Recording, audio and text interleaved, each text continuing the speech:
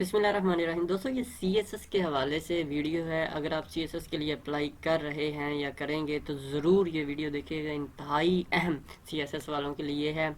ये नवंबर 2021 के अंदर ये न्यूज़ आई है और फिर कह रहे हैं हम, अगर आप CSS कर रहे हैं तो ये बहुत ही इंपॉर्टेंट वीडियो आपके लिए।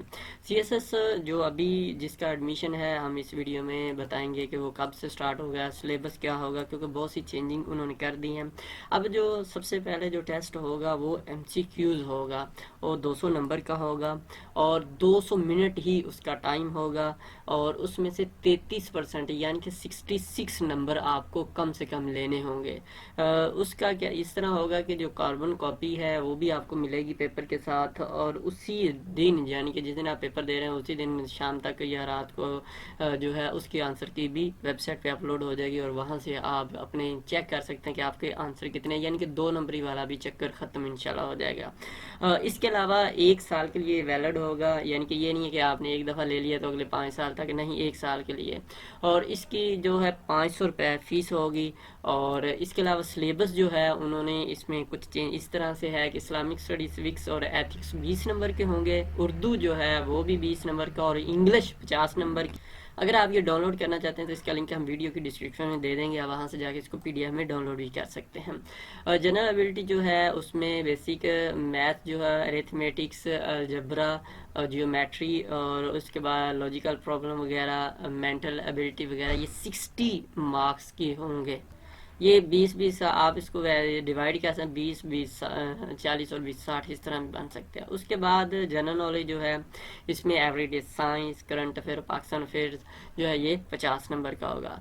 और नॉन मुस्लिम के लिए जो है वो एथिक्स वगैरह जो है वो कहते हैं मौजूद होगा। ये सिलेबस है और इसके ये 200 नंबर का होगा MCQ, और इसमें से कम 60 मार्क्स लेंगे तो आप ये टेस्ट जो पास कर जाएंगे और आप आगे जो है CSS का जो पेपर जिस तरह पहले होता है वो चेंज नहीं हुआ, वो सेम टू सेम है।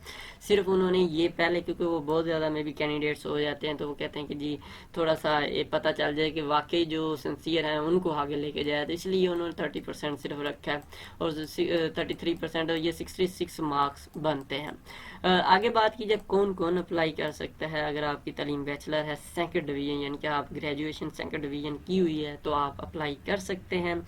और एज जो है 21 साल से 30 ईयर तक उन्होंने दी है। और इन लोगों के जो है कुछ जो उन्होंने जो है एज की रिलैक्सेशन वो उनका जो गवर्नमेंट का रूल होते हैं उसके मुताबिक मिल सकती है। अब कब अप्लाई होगा? 14 नवंबर से अप्लाई शुरू हो जाएगा।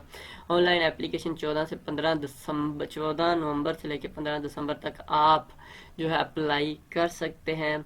कंडक्ट जो टेस्ट होगा वो तकरीबन 20 फेब को जो है होगा और उसी दिन ही जो है शाम तक जो है आपकी आंसर की भी अपलोड हो जाएगी।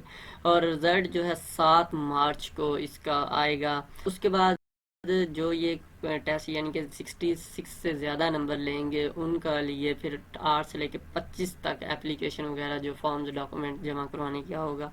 उसके बाद मेन रिटन एग्जामिनेशन जिस तरह का होता है CSS का वो 15 मई 2022 से स्टार्ट होगा। ठीक है जी, ये डेट है, चेंज भी हो सकती है। उन्होंने ये बताया कि इसके अलावा कोई किसी किस्म की चेंजिंग नहीं हुई, सिर्फ ये टेस्ट ही उन्होंने ये जो 200 नंबर का ये नई चीज़ इसमें ऐड की। बाकी जो पहले वाली स्कीम थी वो सेम टू सेम ही है, उसी तरह जिस तरह पेपर होते थे होंगे।